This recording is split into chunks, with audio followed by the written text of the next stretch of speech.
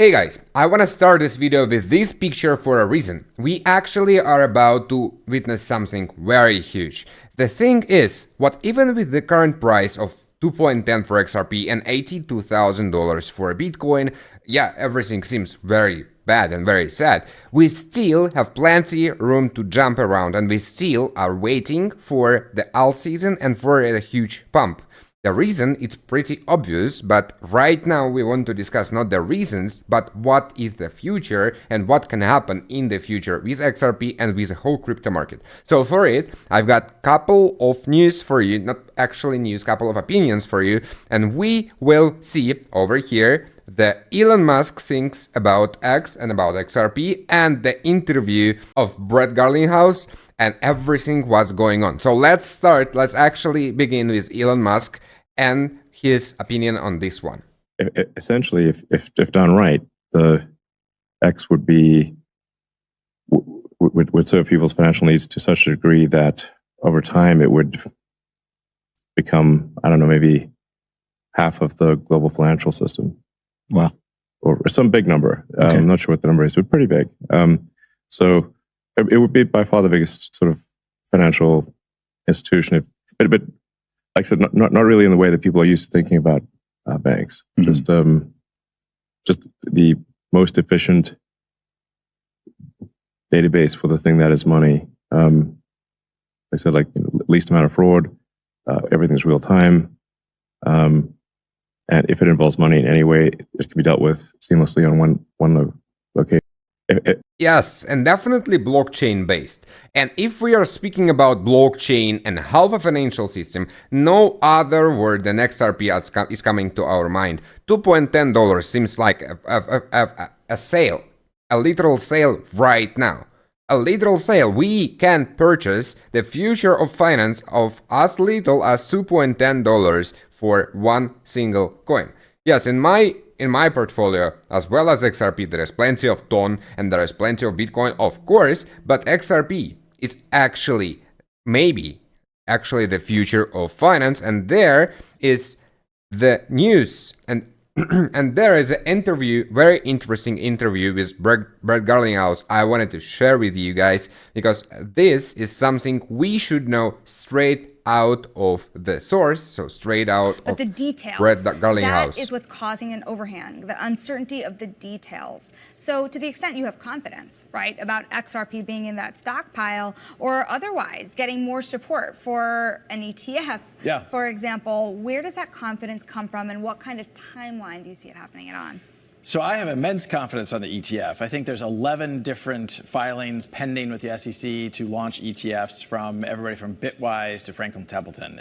11 files for an ETF already for an XRP. This is just insane. Only this amount, I mean, only this thing itself, it's already pumping the price. 11 ETF will pump the price for sure. They have to fill it with some amount of asset to issue this paper. They have to buy and they have to lock it down. And a whole bunch of people in between.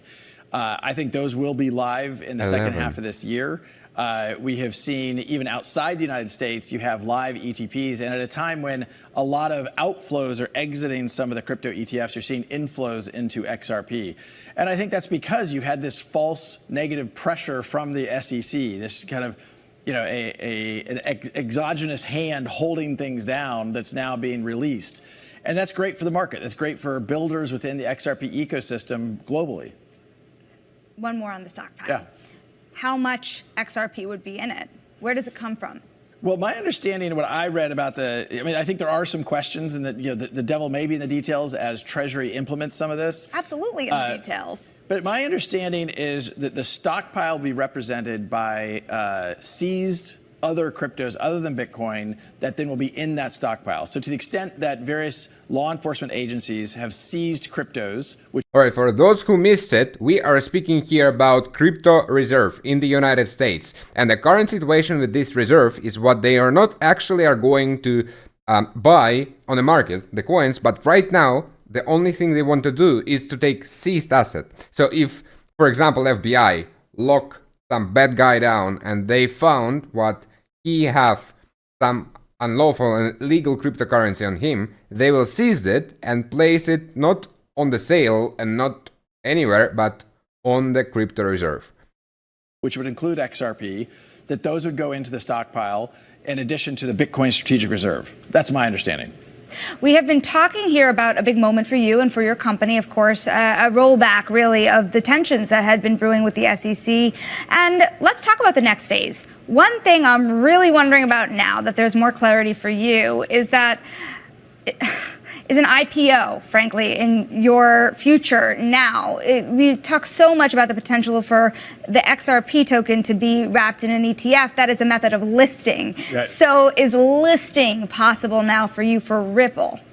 Well, it's certainly something that is possible. The United States SEC under Gensler was so hostile to this industry. I mean, ironically, they approved the S1 from Coinbase and then sued them for doing the things they said they were doing. So this SEC, fortunately, is going to be, I think, very constructive and positive for this industry. So I think that's available. And I think the company's at a stage where we can consider that. That being said, it isn't a huge priority. I think most companies are going public. Raising capital is something that is high on their radar. We have been in a very fortunate position to be able to grow the business organically. We're also, frankly, more proactive in looking at acquisitions. This is an industry that finally is going to be able to thrive in the United States, the largest economy in the world. And I think the industry is still underestimating the shift from the headwinds to the tailwinds. That's going to make a bigger difference than people think. And finally, the U.S. market is really unlocked. So it sounds like what you're saying, acquisitions are almost more of a priority now than an IPO for you. So then what would you be looking for to buy, and how big are you willing to go? Well, I'm not going to name names, but look, Ripple at its core is a blockchain infrastructure company. We sell our technologies to business, primarily financial institutions, and we'll look at other things that are blockchain infrastructure companies. I think there will be consolidation this year. There's a lot of excitement about some of the changes. Ondo. Yes, he is speaking right now about Ondo Finance. They already partnered with Ripple, by the way, and the price is even cheaper. It's flipping $0.77, guys. This is like the biggest sale of the year. Is it Black Friday today? Oh my gosh. I'm actually going to open long position over here. Not financial advice for anybody. It's only my opinion, but on the finances right now, it's so undervalued. It's so undervalued, guys. All right, let's keep it this one. We will lean into that for sure. So when you think about what's possible in terms of financial institutions, there's been a lot of conversation about loosening of regulations and red tape when it comes to the financial industry and its interactions with the crypto community. What are you actually seeing happen? Are banks really warming up in a way that's significant right now? I think unequivocally, yes. Just in the last few weeks, I have seen U.S. financial institutions go from being like, look, we're just not going to touch it because we don't want the extra scrutiny of the regulators, which again, may or may not have even been legal, given these are legal businesses. But you have large banks who used to say negative things, now saying positive things. I think the two areas you'll see the most activity in the short term, one is around custody. These are banks that want to be able to custody, particularly when you see real world assets being tokenized. You need to be able to safely manage and custody that for customers and potentially for the bank. And the second is around payments. The global payments infrastructure still remains very dated. Wires are slow. I just had a wire that was sending over euros disappear for 5 days. That's surprising in a world of the internet. So it can happen, right? And we're witnessing in blockchain sometimes, even Solana, Ethereum, Ton blockchain can just go down for some time, and you can't issue the transactions. Nothing will be lost, obviously, but there is some downtime even in the blockchain world, but it's definitely not like 5 days. So you can't just lose your asset for 5 days. So yeah, in this case, blockchain is winning like in every option. One part of that payments infrastructure that I'm watching really closely is, of course, stablecoins. Sure. There is starting to be more clarity in Washington, and you're seeing people starting to use stablecoins in really interesting ways. I think about Robinhood, for guys, take a time and tell me in the comments, please. Do you staking your stablecoins? Because this is, if you don't, you may be considerate.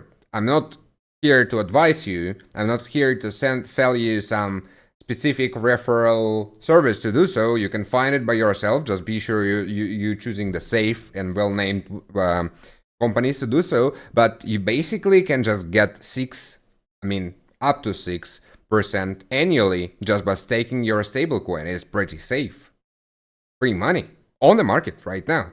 I'm mostly using USDT, but if they will implement RLUSD in many ways, and if RLUSD will bring me more than USDT, all right, I don't mind. I love Ripple and I love to use their stablecoin as well. For example, using stablecoin in terms of facilitating 24-hour trading.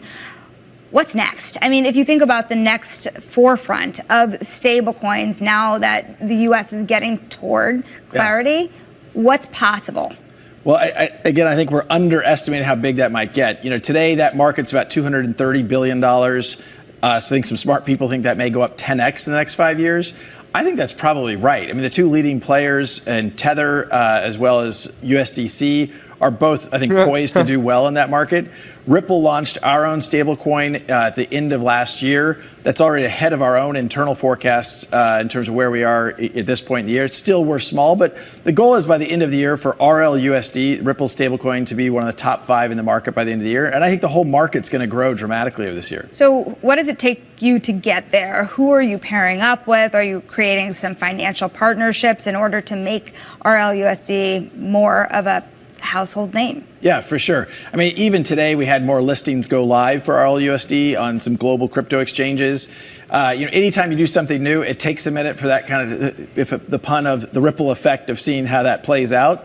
And so we're seeing that happen in real time. So I'm really pleased. And again, as I said, we're ahead of our Q1 forecasts of where we expect it to be. So we feel really good about that progress. Given through what you have gone through with the SEC, I think one major question is how tokens list in the future. What do they mean? How are they classified? Now that you're talking about many other, say even private equity companies looking to tokenize their funds, venture capitalists, Cathie Wood told us yesterday she's considering that for her own fund.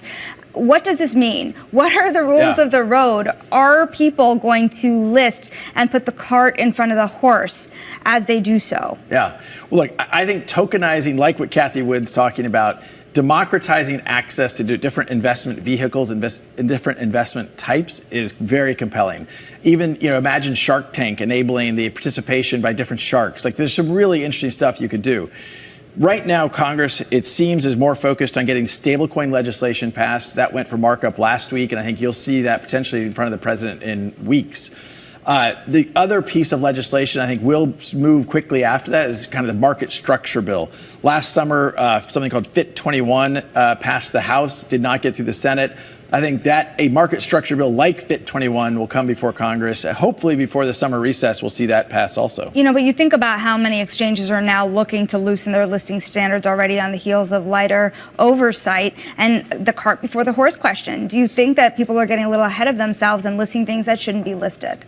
Well, look, I don't think about it as lighter regulation because, frankly, I think the industry wants to be regulated. And what we've been saying for years as an industry is we just want clear regulation. We don't want lawsuits just claiming one thing and the next week contradicting themselves, which is exactly what Gensler's SEC was doing.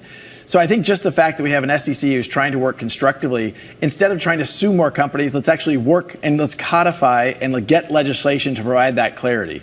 But again, if you don't have that clarity, what you saw years ago was an ICO boom where tons of things that were raising money never worked out for the people that were buying the tokens or the coins. Look, I agree. And I said then that I think of it, some of these ICOs were a lot more like IPOs. They were securities. The problem is the SEC then kind of used that to just blanket and say, Gensler said before he was SEC chair, he didn't think they were securities. And then after he became SEC chair, is kind of his power grab. Gensler wanted everything under his jurisdiction.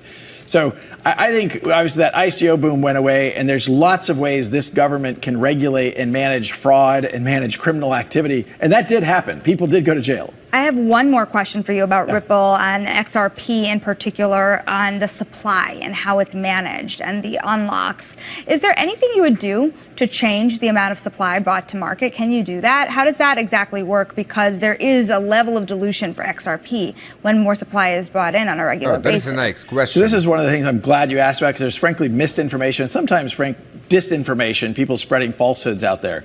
The amount of XRP that was created in 2012 when it was first started, when that blockchain was first started, was 100 billion units. That can't be increased. It's slightly deflationary, and now there's about 99.9 billion units. Ripple owns about 42% of that supply.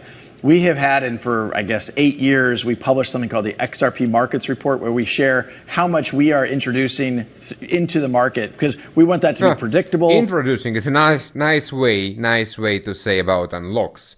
Guys, about unlocks, there is very, I mean, it's just my opinion, but I got it not from myself, but from very smart people. In the long term, and at high value projects, like Ripple is, unlocks is better for the market than the worst. Yes, in your mind, when supply unlocks, it decreases the amount of money in your pocket. But in total, it's like way better, because investors, when funds are unfrozen, don't really sell these coins, so the price should be unchanged. But there is more investors, so the price should go up.